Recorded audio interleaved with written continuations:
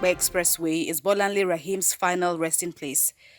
The brief solemn and moving ceremony was done under strict instructions from the family that no one should take shots with their phone or camera. Though it was supposed to be a strictly private affair, a small crowd of sympathizers joined the family to bid the 41-year-old lawyer and award-winning property developer farewell.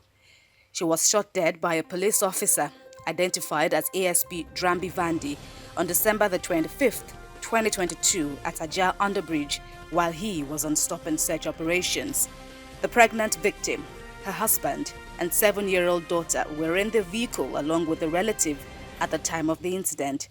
They were all returning from church after a Christmas service. The police officer is now being prosecuted by the Lagos State government for the murder. Trial continues on January the 25th and the 26th after he pleaded not guilty to the offense on Monday. Before her interment on Tuesday, a well-attended funeral service was held at the Olive Tree Parish of the Redeemed Christian Church of God on Banana Island Road in Ikoyi. The preacher, Oke Enelema, described the deceased as selfless, who lived a short but impactful life. He urged the family to take solace in God at this trying period. Surely we will know when that time comes, in the name of Jesus. Father, we speak your comfort. We speak your comfort. That when we return to say thank you, Jesus. Blessed be the name of the Lord. In Jesus' wonderful name we have prayed. Mrs. Raheem, who is the first child of her parents, leaves behind several loved ones, including her mother. As they grieve, they summon strength to believe that her shocking death will not be in vain. It is a fresh start to a new year, and lawmakers seem delighted to be back as they exchange warm pleasantries. President of the Senate is also happy to receive his colleagues back in the Senate chamber as he sets the tone for the last lap of their remaining tenure. And prosperity of Nigeria. The Senate leader, who is also the chairman of the Senate Ad hoc Committee working on the Ways and Means request, informs the Parliament that his team is yet to receive an official communication to enable them commence legislative work.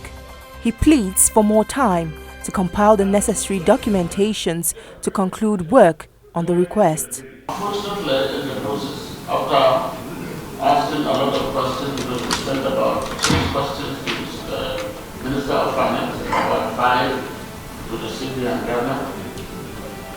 But unfortunately, we were not able to get the information that we are looking for. Why? Because the 2 of them were out of town.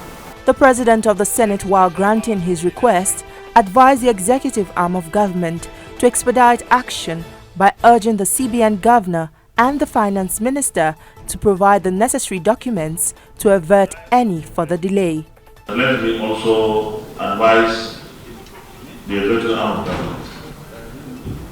The Ways and Means request for approval before the Senate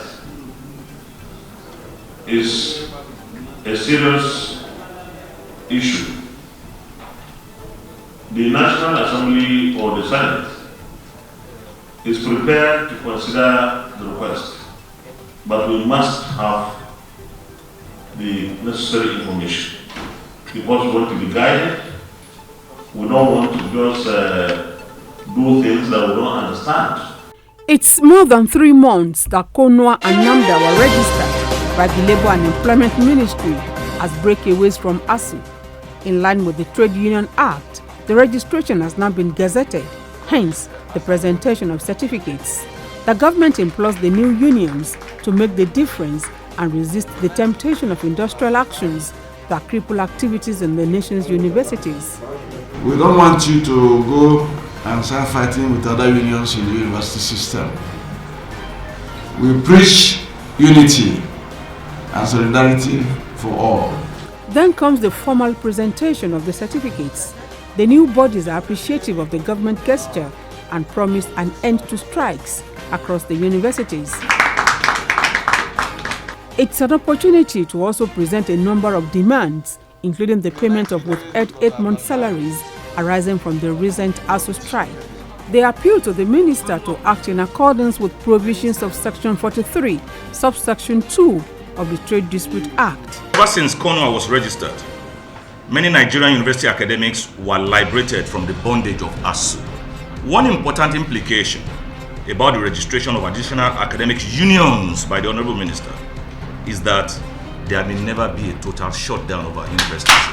You cannot continuously lock out medical students for 8 months and expect to get good doctors. I can assure Nigerians the quality of medical doctors that will be produced henceforth will be something everybody will be proud of. The minister promises to intervene and speaks of an intended training for labor unions to drive the system away from intermittent strikes. Send names of CONOA members, university by university, authenticated by the vice chancellors, who are your employers, and we shall then do our own bit.